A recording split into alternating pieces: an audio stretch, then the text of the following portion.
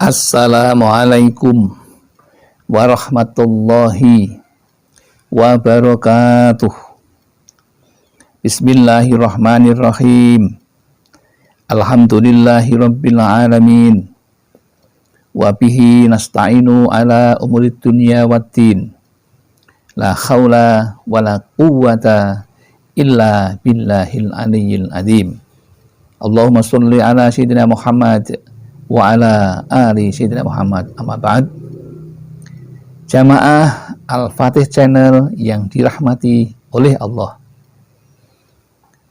Hari ini hari yang indah untuk kita bertatap muka kembali, meskipun hanya lewat rekaman.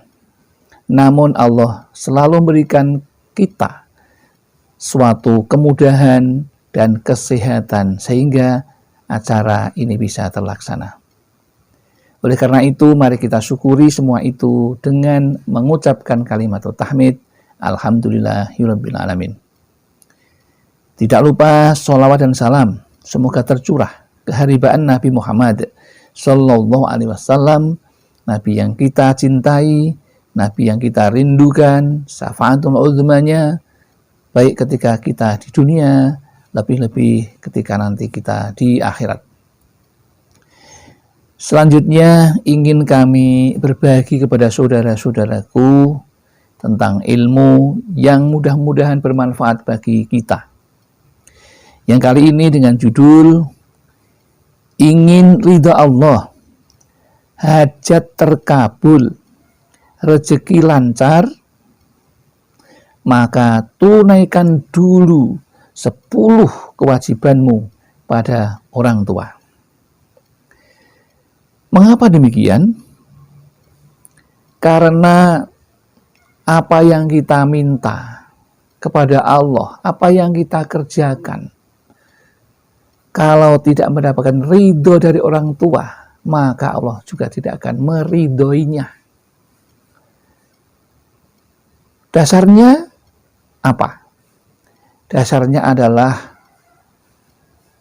sabda Rasulullah seperti berikut. A'udzubillahi minasyaitonir rajim. Bismillahirrahmanirrahim.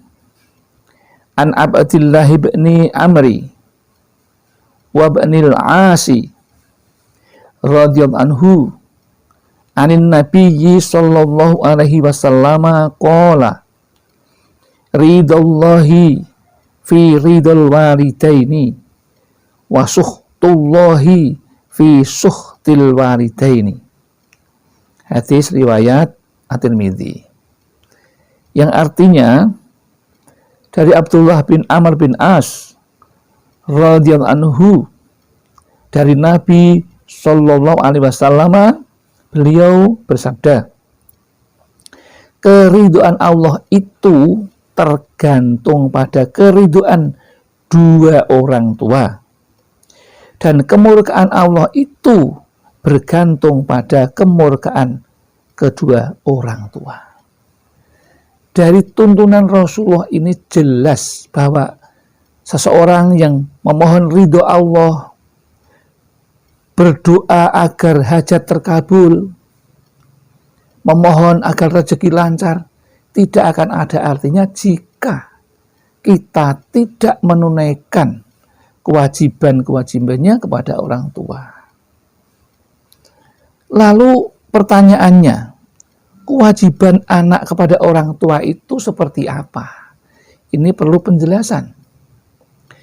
Disampaikan oleh Abu Lais As-Samarqandi di dalam kitabnya Tambihul Ghafilin bahwa seorang anak mempunyai 10 kewajiban pada orang tua yang mesti harus dilakukan. Apa itu? Yang pertama, tentang makanan.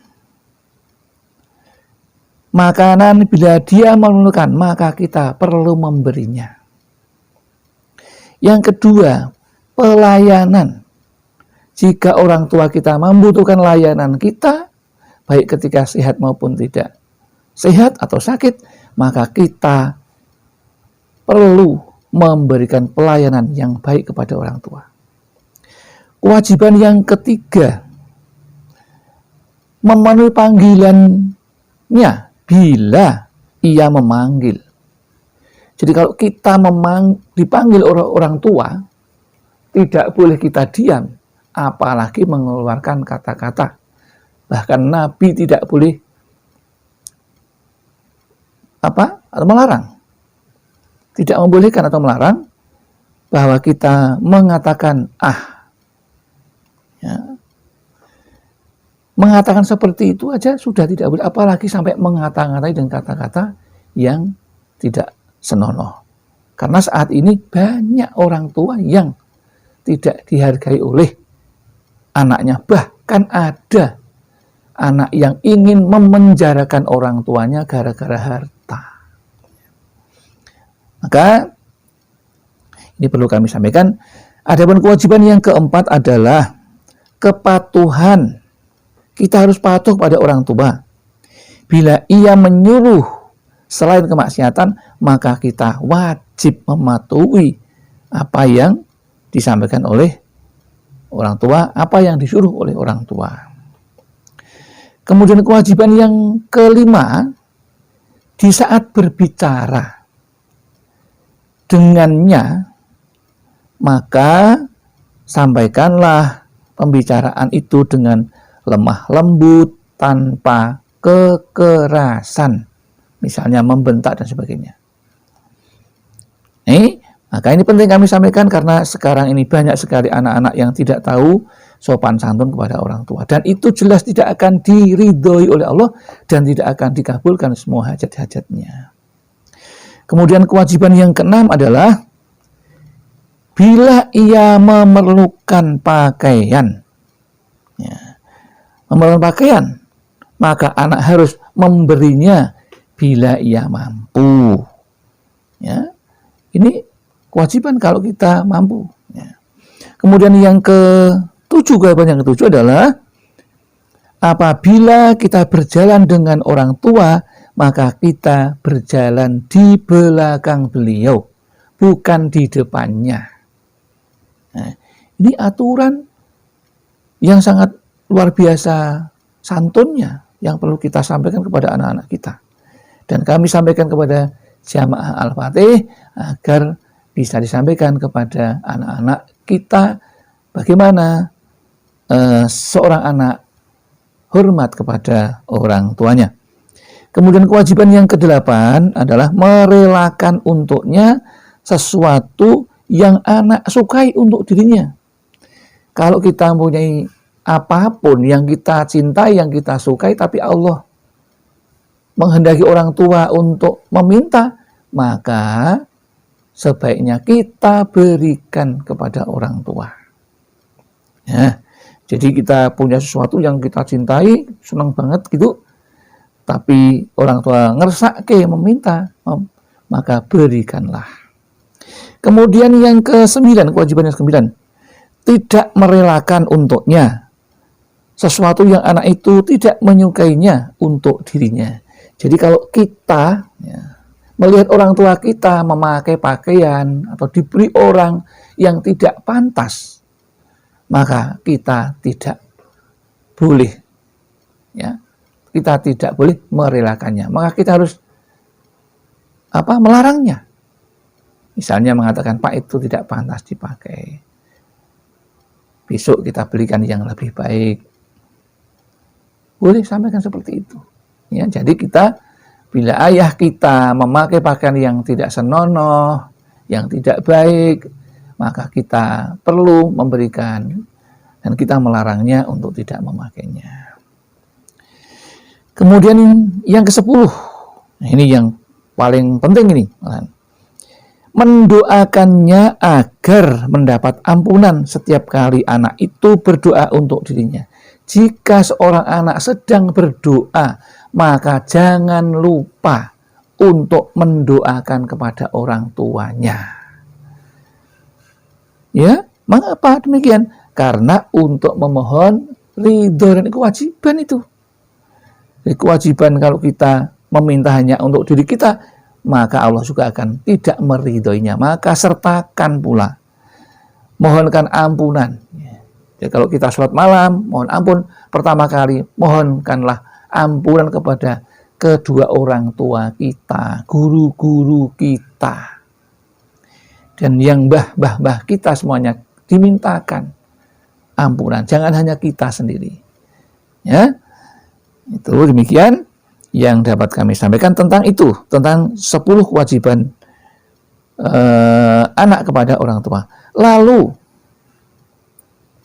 bagaimana cara kita mendoakan agar orang tua mendapatkan ampunan Allah? Yaitu dengan mendoakan doa yang diajarkan oleh Rasulullah. Menyertakan doa itu kepada dihadiahkan kepada orang tua agar orang tua diampuni oleh Allah Subhanahu wa taala. Bagaimana doanya? Ya. Kita tentu setelah berzikir, berdoa. Nah, doa di situ sertakan doa untuk orang tua kita minimal 1 kali. Syukur setiap sholat fardu setelah selesai, kemudian doakan di dalam zikir-zikir kita itu sebanyak 3 kali, akan lebih bagus lagi.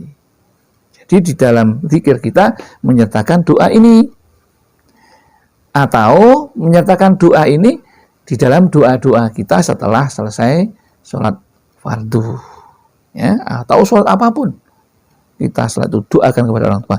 Doanya adalah A'udzubillahi minasyaitonirrajim, bismillahirrahmanirrahim, Allahumma ghfirli wali walidayya warhamhuma kama rabbayani shaghira. Sangat mudah dan sudah familiar, tapi itu untuk diistiqomahkan di dalam doa-doa kita. Yang artinya doa tadi adalah, ya Allah, ampunilah aku dan kedua orang tuaku dan kasihanilah keduanya sebagaimana mereka mengasihi aku sejak kecil. Demikian, mudah-mudahan ada manfaatnya. Barangkali ada kesalahan, itu semua datang dari kami karena kami orang yang fakir akan ilmu, tempatnya salah serta lupa. Barangkali ada benarnya, semua hanya dari Allah Subhanahu wa taala. Alhamdulillah, akhirul kalam, billahi taufik wal hidayah wal inayah wal barakah. Wassalamualaikum warahmatullahi wabarakatuh.